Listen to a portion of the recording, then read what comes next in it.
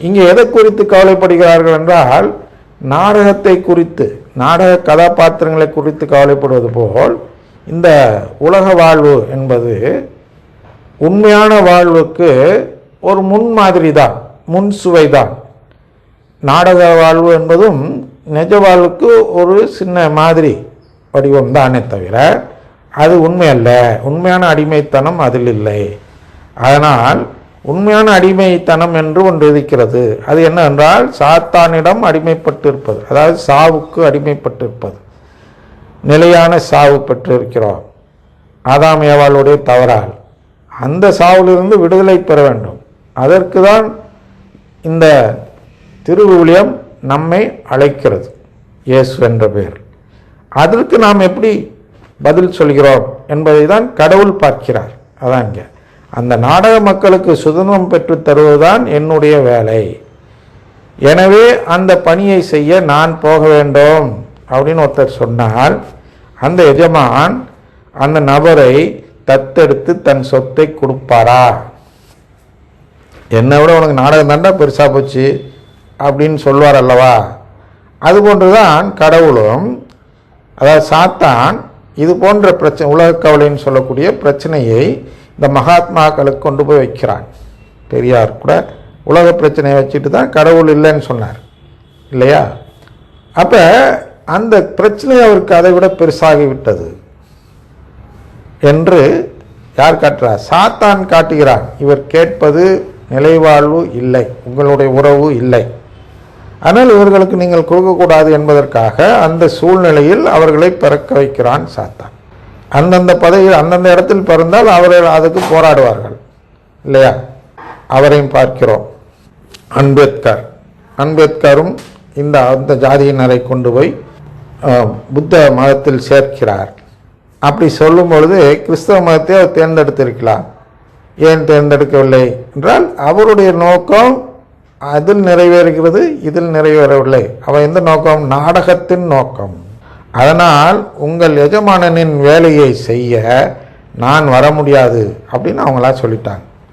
அப்போ வர முடியாதுன்னா, நாங்கள் உறவு கேட்கவில்லை, எனக்கு உங்கள் எஜமானனை பிடிக்கும், அதாவது கடவுளை பிடிக்கும், ஆனால் உங்களை, கடவுளின் குடும்பத்தை பிடிக்காது. அது எப்படி ஒரு சிறிய வேலைக்குள், அதன் நற்கரணைக்குள் உங்கள் எஜமானனுடைய அனைத்து சொத்துக்களும் இருக்க முடியும் அப்படின்னு கேட்குறாங்க இல்லையா? அவங்களால் நம்ப முடியவில்லை. இதில் எப்படி இயேசு இருக்க முடியும்? ஏன் இயேசு இருக்கிறார்? அந்த நோக்கத்தை பார்க்க வேண்டும். ஏன் இயேசு இருக்கிறார் என்றால், நம்மெல்லாம் அவருடைய குடும்பத்தில் ஏற்றுக்கொள்ள அவர் நற்கரணையாக இருந்தால்தான், அப்பவடியில் இருந்தால்தான் நாம் அவரை புசிப்பதன் மூலம் நம்முடைய முடிவை அவருக்கு தெரியப்படுத்துகிறோம். ஆண்டவரே, நான் உங்களை நேசிக்கிறேன், எனவே என்னை விட்டுறாங்க, என்னை எப்படியாவது நீங்கள் வரும் வேளையில் உங்கள் குடும்பத்தில் சேர்த்து கொள்ளுங்கள், நல்ல கல்வன் என்று ஒருவன் இருக்கிறான் அல்லவா அப்படின்னு சொன்ன ஜெபம். நீ இன்றைய இன்னொரு வீட்டில் இருப்பா என்றார். அப்படின்னா, நீ ஒன்று இன்றைக்கே நான் என் குடும்பத்தில் சேர்த்துக்கிறேன்னா, அந்த மேஜைக்கு என்னோடு அமர்ந்து பந்தியில் அமர நான் உன்னை அழைக்கிறேன் அப்படின்னு அவர் அவனிடம் சொல்வதற்கு காரணம் என்னவென்றால், கேட்டால் கிடைக்கும். அவ்வளோதான். அவன் கேட்டான், சிலுவையில் தொங்கிக்கிட்டே கேட்டான்.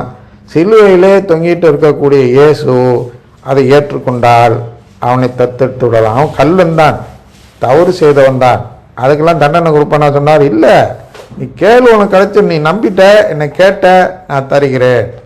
இந்த இவர்கள்லாம் இருக்கிறாங்க, இவ்வளோ பெரிய ஆளுங்க, என்னை அடிக்கிறவங்க உதைக்கிறவங்களாம் நம்பலை, அதனால் அவங்க கேட்கல, அதனால் நான் தரல.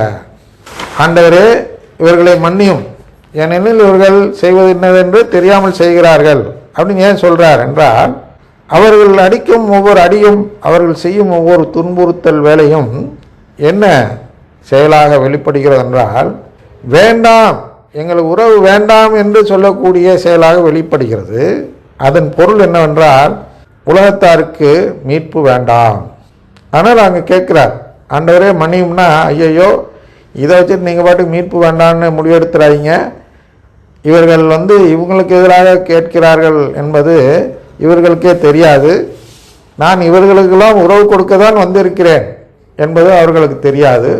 எனவே நான் அந்த உறவு கொடுக்கும் முடிவை மாற்றிக்கொள்ளவில்லை.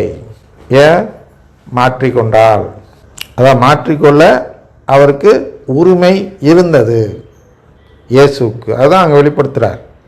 மன்னியும் ஏன் இவர் வேண்டார்னா, அவர் அந்த வேண்டுதல் வைக்கவில்லை என்றால் கடவுள் கோபப்பட்டு கூட இந்த உலகத்தை அழித்திருந்தால் இன்றைக்கு நமக்கெல்லாம் மீட்பில்லை.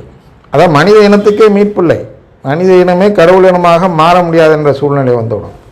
அப்போ நான் மனிதனை கடவுள் இனமாக மாற்ற நான் வந்திருக்கேன்னு உங்களுக்கு தெரியல, அதான் தெரியாமல் செய்கிறார்கள். இவர்களெல்லாம் கடவுளாக மாற்ற வந்தேன்னு தெரிஞ்சால் என்ன அடிக்க மாட்டாங்க, அதனால இவங்களை மன்னிச்சிருங்க அப்படின்னு கேட்டு அந்த மீட்பை தக்க வைக்கிறார்.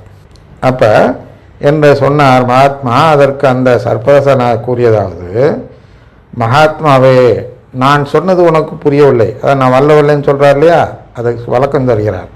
நான் சொன்னது உனக்கு புரியவில்லை. நீ நாடகத்தில் உள்ள அடிமைத்தனத்தை குறித்து, அதாவது மண்ணுலக வாழ்வு குறித்து கவலைப்படுகிறாய். ஆனால் நீயோ நிஜ வாழ்வில், விண்ணுலக வாழ்வில் அடிமையாக இருக்கிறாய். அதனால் உன்னுடைய அடிமை நிலையிலிருந்து, அதாவது கடவுளின் உறவற்ற நிலையிலிருந்து நீ விடுதலை பெறுவதற்கான உறவு பெறுவதற்கான, அதாவது உறவு பெறுவதற்கான வழியை தான் நான் சொல்கிறேன்.